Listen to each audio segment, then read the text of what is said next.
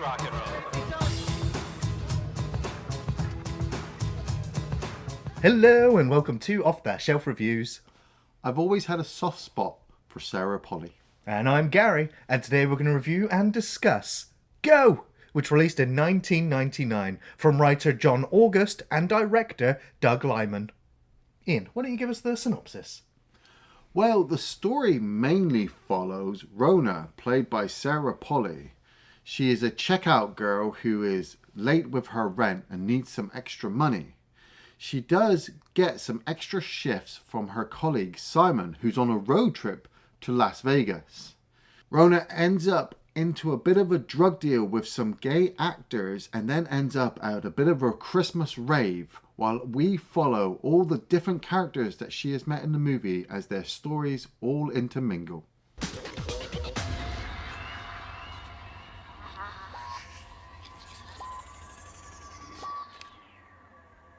So this is from the writer John August, who had written such films as Titan AE and Corpse Bride and Big Fish. And he had this script, and when he saw the film Swingers, he was like, that's the director for this film, Go. Nice. And then they shot this. This was actually a big studio movie. This was a Sony Pictures movie with a budget, I think, of around 20 million. But the film definitely has like an indie vibe to it. Yes. And I put that down to the writer-director. And the writer was also on set every night. They shot over like 25 consecutive nights. Oh, wow. Filming only over nights. And in an actual used like supermarket as well. Oh, wow, cool. And then the film released and quietly disappeared over the next 26 years. Yeah. And it's been mostly forgotten. A mostly forgotten Christmas movie. Yeah. I always tried to slip this onto our Christmas list, but it's like, it's only got a few little bits of Christmas in it. It's not like a huge blockbuster like Die Hard. But I remember seeing the trailer for this one night, I think on Channel 4, and thinking, oh wow, that looks really cool and exciting. I wish I could go to the cinema and watch that. Interesting that, funny enough, looking back at the trailer now, which I'd never seen before, the trailer I felt was too slick and too professional. Yes. And it didn't actually tell you what the film was going to be like in tone at all. So I think it was a very misleading trailer that I think probably put people off even wanting to check it out. Well, strangely enough, it actually excited me to go see it because I kind of got this big Pulp Fiction type of vibe from the movie. You know, like there was something in the trailer, and then obviously you get it from the movie that all these characters, all their stories are all going to intermingle, and you're going to see it from different perspectives. So I don't remember the trailer like giving you that implication though, that it was going to be a story in 3 chapters, so to speak. Well, I kind of personally got it from the fact that you've got Sarah Polley in this and Katie Holmes. Now, Sarah Polley, for me, I've loved her since Adventures of Baron Munchausen. You know, I think she's just a really great actress, where Katie Holmes at this stage as well, she's coming off the back of Dawson's Creek. She just done Disturbing Behavior as well with fucking Cyclops and Sonic the Hedgehog guy.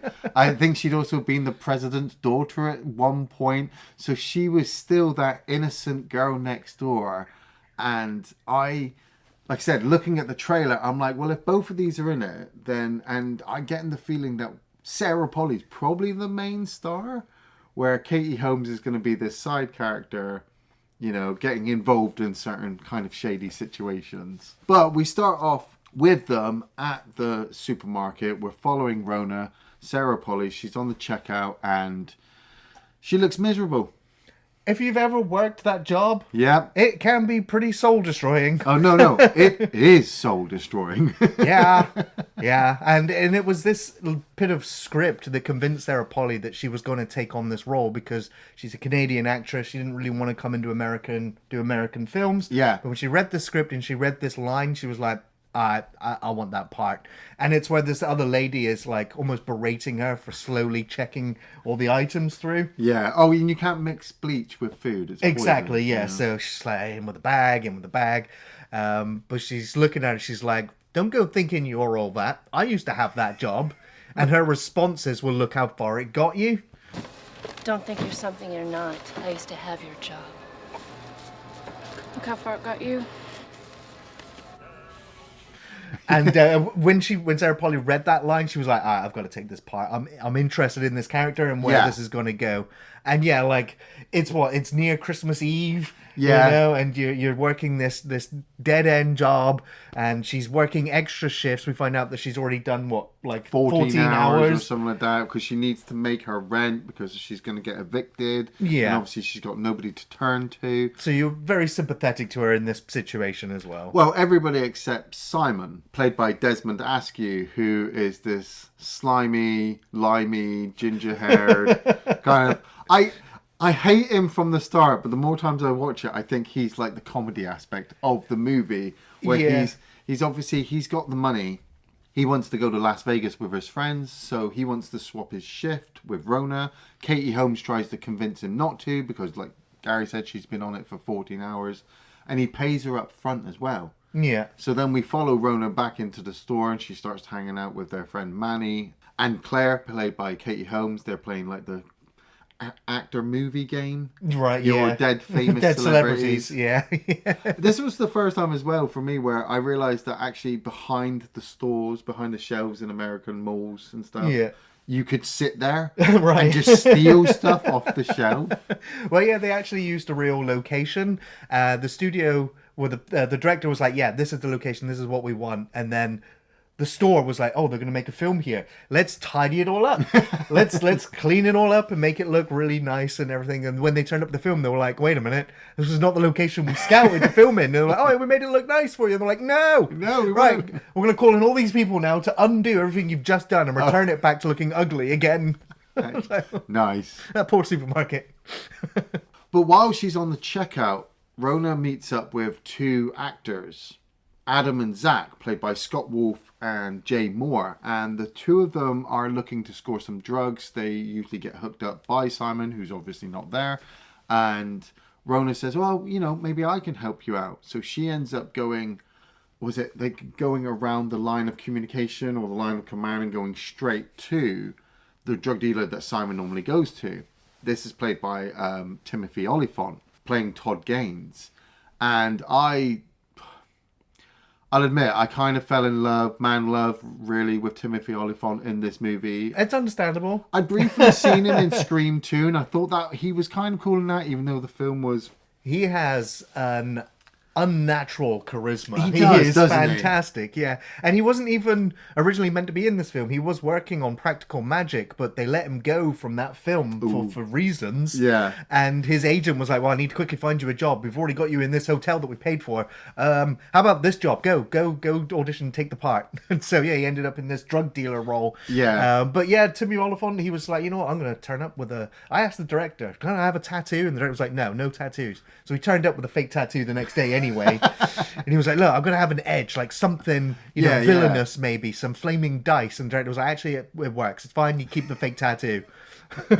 So maybe Timmy Olyphant got a reputation for being difficult to work with. I don't know. Yeah, that's it. But I mean, he is just like... I mean, if not saying that we have been in this situation a lot, but if you've ever been in these kind of situations, he is just like oozing, like you said, charisma to the point that Sarah Polley, Rona's character, walks in and... But he has a scary, like, unhinged kind of bottling energy that you think he could unpredictably pop at any moment. Well, you do, don't you, in that situation? You're a drug dealer, you deal with these kind of things, you have money to deal with. Like, he's got women who are just making out with him and walking just walking off.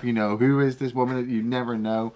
And she's asking for a certain amount of ecstasy hits, which then he immediately gets kind of nervous and anxious by, because that is the right amount of number that can get him arrested. And so you have the brilliant sequence where he turns up the music and makes her turn around with her top off. Now, obviously, some people might look at it as like sexualizing. He's looking for a wire. Oh yeah, well, that's Yeah. the thing. The first time I saw her, I'm like, oh, is he going to try to rape her? Is he going to attack her? Because he is just, like you said, bottled up aggression. But the moment he realizes she doesn't have a wire on her, he turns the music down and he explains to her articulately as he can, which at the same time, when you jump to present day Timothy Olyphant, like the sequence in Once Upon a Time in Hollywood where it's him and Leonardo DiCaprio, that's acting. Oh, yeah. Like, Timothy Olyphant can act. Claire here says it's gonna be a kick-ass fucking time. And he is convinced by Rona that she's not involved with the police, that obviously she's there with the money, but she worked out a certain amount. Yeah. And he's charging her a different amount. Yeah, inflation's a bitch, right? She's like, well, you never charged him that. But she's like, well, there you go. That's the reasons why. I love the whole section where it's just like, I don't do favors. I give my friend head before I give favors. And I don't do that. Yeah. So, okay. But then part of this deal, Polley has to leave Katie Holmes behind as like an insurance that she'll come back with the rest of the money and pay him off. Yeah. But yeah, so then she has to go to where the actors, I mean, we say the actors, they're actually like TV actors in this world as well. So they're kind of famous, but not. Like, no one actually recognizes them and goes, hey, I remember you in that. I did like that. In the background at one point, you see them on TV playing cops. Yeah. And then obviously nobody actually really brings it up that when they speak to them in real life that, oh, you're the two guys from the TV. Yeah. But she turns up at this location and she's immediately met by William Fichtner. That guy, he is the ultimate that guy.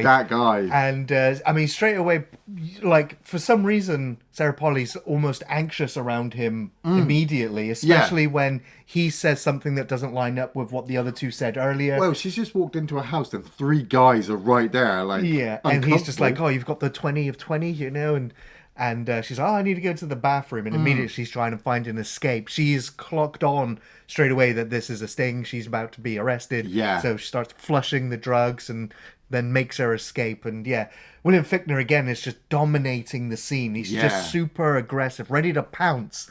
But we get an idea that, you know, Rona is kind of aware of this and feels this, and she makes her escape. Yeah. No, actually, we don't. That's what I came here to tell you. I couldn't get anything. Oh, come on. Resourceful girl like you? I don't believe that. It's true.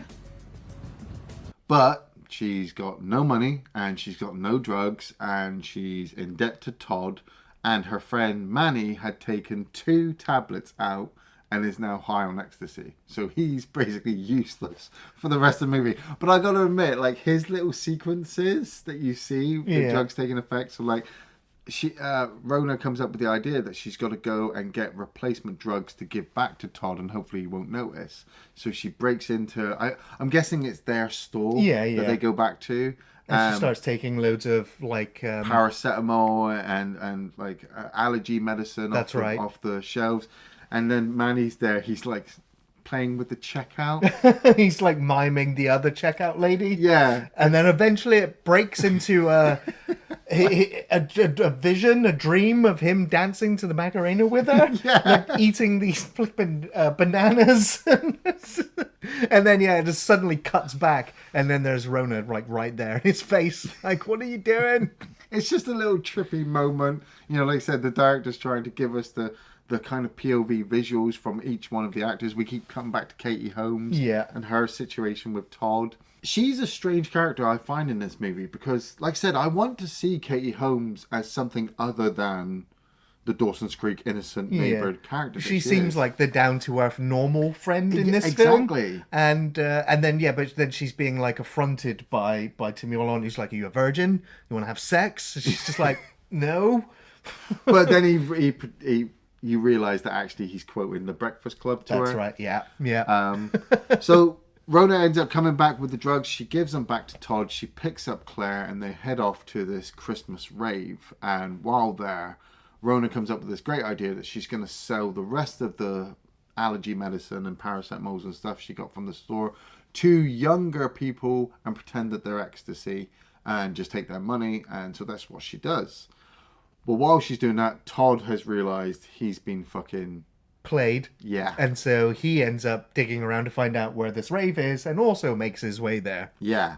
And they have this confrontation at the rave and it's... I think they find out that he's coming from them and they just leg it. Yeah, they bury Manny in the garbage outside. They're like, we'll come back for you. Yeah, but they have this confrontation in the car park, don't they? And both actor and actress are just amazing in this sequence because Sarah Polley obviously doesn't want to get shot, but she knows she's fucked him over. She's got this money, but Todd doesn't know her. You know, why the hell would she try to do this to him? Like, doesn't she know that he's a badass, for fuck's sake? And so it's really uncomfortable to the point where Rona steps out into the way of this car, and wham, the car takes her out. Damn. Yeah. But not only that, she's still stuck on the top of it, and the car reverses around, stops, Yeah. and then it drives and immediately stops, and she goes flying off the top into a ditch, and then it shoots off. And all the while Todd's just stood there like, well, I was gonna kill her, but I don't need you. Just did the well, okay, I'm out of here. He's gone. And then, crazily enough, it then cuts to Simon. So we actually go back in time to Simon, And we see giving the his opening shit. little sequence again, where Yeah. he's asking for the money. He's got the mistletoe, like, ha ha ha. And he wakes up in the boot of this car, and it's him and his 3 other friends heading to their Las Vegas. Now, like I said, I had kind of got this hint while watching the trailer that there must be all this crazy different kind of exciting storylines going on. So when it happened in the film, I wasn't really actually shocked. Yeah. I actually really liked the shift to it because the film had implanted Simon into that sequence. So Yeah. then following on from him, I was like, okay, so let's see where this goes. And this is where I started to get like the vibe of what if Kevin Smith had directed a Pulp Fiction feel, you know, or it's just I'm like, this film is just a bunch of people just talking. It's a bunch of people just talking. Like, not Yeah. much is all the drug, you know, riot gone wrong and the hit and run, of course, yeah. But I was like, it's mostly people just talking and just shooting shit. Yeah. And then we've got Breckin Meyer there, like retelling this story about how he, you know, got ahead. And then Ty Diggs, who plays Marcus, yeah, he says, he's just like, "Actually, hey, that's my story. that's my story." And you are right. Like, it was really interesting just hearing these 4 people all just have fun and talk about stories that they've already told each other. Like you said, you got Breckin Meyer, who plays Tiny. He's pretending to kind of be black. He's like, yeah, my To Marcus. great grandmother was black. Yeah. So I'm black. Like, black as skin color is a state of in the mind and all yeah. that. I just love the fact that, like, it really just in this little car drive sets up that they've been friends for a number of years. Yeah. And they're going off for a boys' weekend in Las Vegas, and then they stop at this restaurant or this brunch, and they start eating. And Tiny and his friend Singh, played by James Duval, are eating the prawns. That's right. They've been told not to. Don't eat too many, you know. You don't know how long they've been there for. Like, it's one thing I won't like. And I think that's why all buffets are kind of slowly dying around the world because they're just so contaminated with filth. Yeah. They're like, don't Overcooked, They say undercooked. don't put your hands on the screen, and yeah, you know. But Marcus is also having this conversation about tantric sex, and this was really interesting for me. Like 99, at the age I was, because I was. You're kind of like the others, like wham bam, thank you, ma'am. Well, yeah, like I was 14 hours with no orgasm. I was going into What? my like early 20s, you know. I was at 18 at this time, and so this was kind of my Pulp Fiction. Yeah. You know, hearing this kind of information being transferred to me without all the guns and explosions. And that's stuff. what I also liked about the script was that it really felt authentic. Yeah. And it felt it felt like the experiences of the people that made the film had lived it. Yeah, and yeah. so it was coming through in the dialogue, in the scripts, and in the world, and, Yeah. and also in terms of the rave scenes as well. Yeah, totally. It felt really real, and that's one Ryan went, oh, it's a Sony Pictures movie. It's kind of like a weird mental disconnect. Yeah, but it didn't feel like a fantasy. Yeah. Like I said, it felt like this could actually happen. You know, people actually did these types of things. And so we follow Simon and Marcus at Las Vegas. They've left their 2 buddies in the hotel room because they're thrown up and puking Yeah. and shitting and all that kind of stuff. And they head down to the tables. Simon is losing his money within the first 5 minutes. So Marcus takes his wallet from him. And you just follow Simon walk around. He kind of invades this wedding. Yeah. And gets a piece of cake and some champagne. Ends up with 2 of the bridesmaids going back to a hotel room to smoke some weed, and then they kind of have like a mini threesome. Right. But but they what did they burn earlier? But they The didn't put it girl out? puts tissue Oh, that- up her nose because she can't inhale. That's it, And then yeah. when she inhales, and from the so it pipe, set on fire, but the embers of that fell on the floor and then eventually Set fire to the rekindled curtains. and set fire to the curtains and burnt the fucking room down. So you got him running around the hotel naked trying to get dressed. He eventually meets up with his friend, and his friend keeps getting mistaken as an employer. Yeah, because of his because he's in the jacket. bathroom, he gets given a tip, and then when he comes out the front, the guy pulls up and goes, "Here's the keys, park it for me." He's like, "Nah, come on, we're going."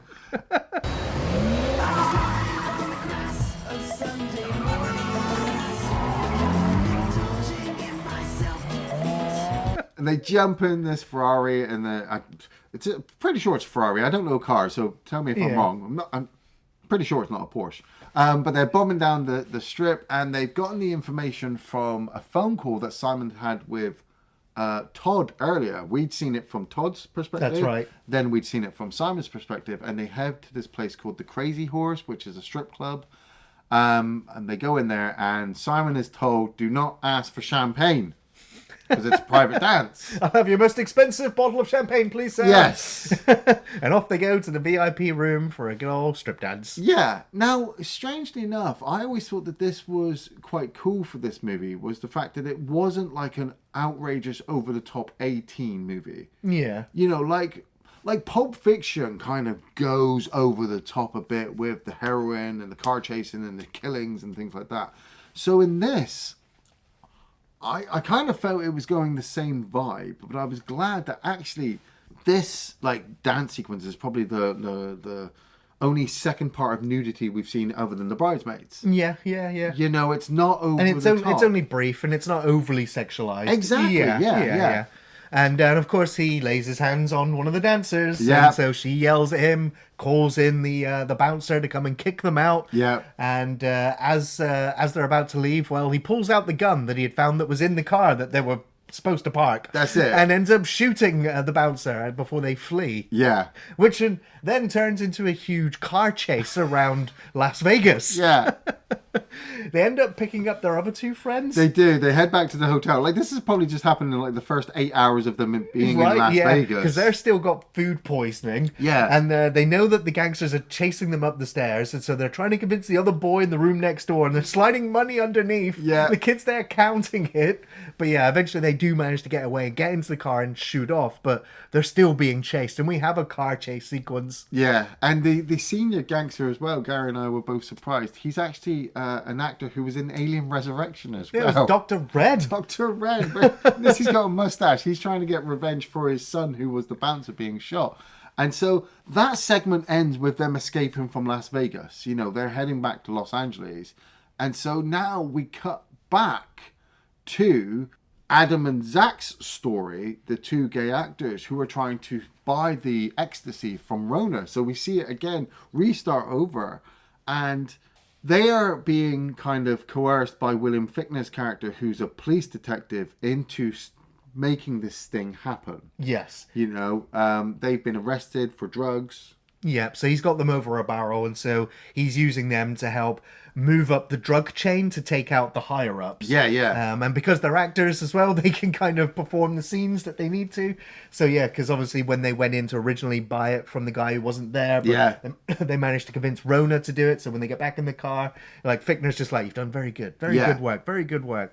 But it was the sequence when Rona comes to them, when we re-see the sequence where Rona comes to them in the I guess the motel room or wherever they are. The little house that they're at, yeah. And one of them, I think it's Zach, turns to her and just says, "Go." Yeah. I was like, oh, that's the film title. There we yeah. go. I was like, she was actually tipped off by one of them who felt sorry for her. So that's why she then goes and pours the drugs away and gets out. But then it does leave the two, you know, the gay actor couple with Fichtner, who is now just incredibly uncomfortable with them. Yeah. Like, super creepy. And they're like, oh, we've done our job. Can we go now? And he's like, oh, yeah, but no. No. Actually, it's Christmas, so I think the two of you should come to mine for Christmas and see the wife, you know. We've got this excellent spread put out. Yeah, maybe you guys would want to come over and eat some dinner with us. My wife is great. You'll love her. She's fantastic. And then I'll sign the paper. How does that sound? Well, That's it. Yeah. If you come and have dinner with my wife, I'll sign this piece of paper, which means you don't have to work for the police anymore. And Well, we'd already had the creepy scenes where one of them was having the wire put on, and he's looking at him like, you work out, don't you? Yeah. Got a great body. You're like, Yeah, that's it. And so when Adam and Zach get to the house, like, one of them is introduced to the wife, and she's cooking in the kitchen, and she's trying to feed him as well. And then the other one is taken to the kind of the bedroom as he goes to make a phone call, doesn't he? And he comes across William Fichtner there in his boxer shorts, trying on different aftershave or perfume, and then telling them like, oh yeah, I can get this for X amount of price for, you know, X amount of bottles, and maybe we can sell it together. And so you feel like yeah, there's something strange going on with this. Well, he forces him down onto his bed. He's just like, you ever feel like doing something experimental? And you're just like, oh God. And then it cuts brilliant. Yeah. And then it cuts back into the kitchen. And we got Jane Krakowski, who's playing Irene, his wife. I was like, oh, Ally McBeal actress. And she's just stirring the pot. Yeah. Literally stirring the pot. That's it. She even tried to kiss the actor, didn't she? Yeah. And he's like, no, that's like, there's supposed to be no tongues. Like, actors don't use tongues. Yeah. That was with feeling. And she's just like, oh, she wants to fuck. I always found, like, for me, sometimes this always felt like a lull in the movie because we've just come off the, Las Vegas and the drug situation and all that kind of stuff. Yeah. And now we're sat here with this family on Christmas Eve eating this meal. But, like, I was talking with Gary about it and he just made me understand how weird it is in comparison to everything else that we saw. Right, it's 'Cause super that's all surreal. yeah. Because we're kind of in the shoes of these two. They're really uncomfortable, and you're waiting for, like, because I'm like, they're gonna get murdered. Like, this is a murder family, or it's a sex thing. Like, he's turning gay, and he wants to explore it, and he wants his wife to get laid as well. So he's kind of split them up. But then they're sat eating dinner, and the two of them are still like, we want to go. And Fichtner's like, well, now's the time to actually explain why you're here. Confederated Products is a multi-level direct wholesaling company, which means we don't just sell the products ourselves. No, sir, Bob. We recruit and manage teams that work under us. Yeah. Got this pyramid scheme. Basically, we're going to sell this and we want you in. We can't sell anything to anybody that we work with, but if we bring you in, then maybe you can set us up with all your actor buddies and things like that. And I love that Scott Wolf and Jay Moore as well. While they've been having dinner, they've been talking about their girlfriends that they have. That's right. And how they feel like their girlfriends might be cheating on them because they found this evidence. But they keep throwing this look at each other. And even the first time I watched it, I totally got it. I was like, oh, they are together. I was a bit dense and didn't realize it. Even when Kate Holmes is in the supermarket and she goes, oh, gay men are so hot. I was like, they're not gay. Well, so she probably just thinks they are because they're not interested in her. But I just love it because it's the over-the-top lie that they're trying to make up about their girlfriends and how they're acting. And how the two of them have the exact same situation. There's no way that could happen. Yeah. But yeah, they get all the information from William Fichtner. They get out of the house and they decide then they're going to go and deal with the guy that they've both been kind of cheating on each other with. Who's at the rave where Rona's gone to sell the drugs and where Todd's gone to go and get his money back. Yeah, but they don't know this first. They have to go and speak to his flatmate, I think it is, played by a young Melissa McCarthy. That's right. It's her film debut. She still has the exact same energy now as she did way back then. She looks so lovely, just so fun. I'm sitting there and I'm like, wow, you'll be in that awful Ghostbusters movie. Oh no, you won't. You won't be in Afterlife. Doesn't exist. No, Afterlife. I meant she's not in Afterlife. Well, you're wrong about that. But the two guys head to the rave. They meet up with the makeup designer, I think it is, that they've been both sleeping with on set of the show that they're both on, and they decide to cut his ponytail. And they're having fun. They've gotten past the cops. Everything's going so well. They're trying to leave the rave. And boom! They've hit somebody. Oh no! Rona! And she's still on the windscreen. And there's a guy with a gun. And he can see them. What I like about this new perspective is that we didn't hear them before. Yeah. But when we're in the car with them, the both of them just screaming. Yeah. I was like, okay, that was a new twist. But yeah, they start panic driving until they, knock her off into the ditch and drive off. And all the while, Todd's still just like, wanders off. But yeah, then we now follow them as they're like inner turmoil about what they've just done. Yeah. As to whether like they ration it like she was about to get shot and killed anyway, so maybe we did her a favor. Right? Maybe she is alive, but now she was shot anyway, so whether we killed her, we didn't really kill her because she was going to get shot. But it does play out quite nice because like one of them's really distraught and upset and like can't go to jail, doesn't want to, and so the other one, I think it's the Jay Moore Zach character. I think he stands up to Adam and says, "Look, we're gonna go check on her. We're gonna make sure that she's okay or at least dead or whatever. And he goes and gets the Oh, bodies. no, it's also because when he's in the bathroom, he finds he's still got the wire. Oh, yes. So he's like, oh shit, there could be a recording They of all could of this. record it, So yeah. no body, no crime. So let's go and hide more evidence. That's it, yeah. But they realize that actually Rona is still alive. They're excited, but at the same time terrified on this prospect. Like, what do we do now? Let's just drop her on this car. Let the alarm off. Let the alarm off, and then the people will find her. And then it get was an the ones ambulance. that Rona sold the fake drugs to find her, call the ambulance, and it all works out. All works out. Hello, look, girl in ditch, our problem. Girl out of ditch, that's her problem. Sorry. Look, we did the right thing. And then we cut to them like in the store the next day. Well, we Actually, she's in hospital first, and then that's it. Then but back to work. We cut back to Claire now. Now, at the beginning of the movie, we'd had Claire talking about Christmas and the idea of a Christmas present. You think you know what it is, but it turns out to be something completely different. Is like what the analogy, I suppose, for the entire movie. Yeah. You know, and so we cut back to her there because she can't find Manny. Right. The rave's over. She can't just find walks Rona. home, yeah. But yeah, she goes to the restaurant, and there's Todd. There's Todd. She gives her a Christmas speech, and she's just like, "Isn't this weird? The two of us there." And I love that look on Timothy Olyphant's face, like, What? Like, I just watched your friend get mowed down last night. Like, yeah. I'm not gonna say nothing. like you weren't, you couldn't even look at me 5 hours ago, and now all you want to do is, well, make out with me because they Right. go back to his place and they start making out, and they're all ready to do it, and boom, there's Gangster Senior from Las Vegas with his son. Because they traced them because they had found the gold card that was Yeah. used to pay for them to get in the VIP room, which belongs to Todd. Yeah. And so they found his address. Yeah, and Todd's completely selling out Simon, giving him the right directions to Yeah. find him, but Simon turns up. Exactly, yeah. So like, right, now we've got you, and now we're going to shoot you in the arm, Yeah. like you shot me, and then we're all even. Yeah. Then he marks a blue pen on his arm, and he's like, right, shoot him. He's like, oh, I can't do it now. Yeah. And then the dad's like, what? What? You're no son of mine? What do you mean you can't do it? And Simon's like, no, come on, I don't mind. You can do it. We're even now. It's just like a big black comedy crazy is. situation which Katie Holmes just ends up screaming her head off in the middle to say like, I'm I'm out. I've had enough. It's been a really weird Christmas Eve, Christmas Day. And so so then she leaves and ends up going back to work, meeting up with Rona, who's out of hospital with some bruises, some cuts and things. And she did have her money. Yeah. She still had her money. She could make her rent, but she then realizes, oh shit, where's Manny? Oh, yeah. When they said that, I was like, who the fuck is Manny? It's been so long. Oh, God. It was the guy who took the drugs and's hiding outside the fucking He's menu. been freaking out all night on a come down Yeah. from trees. Yeah, and then they pick him up, and then they're like, well, what are we doing for New Year's? Yeah, And that's it. that's it. They just drive off. Yeah, a little slice of life.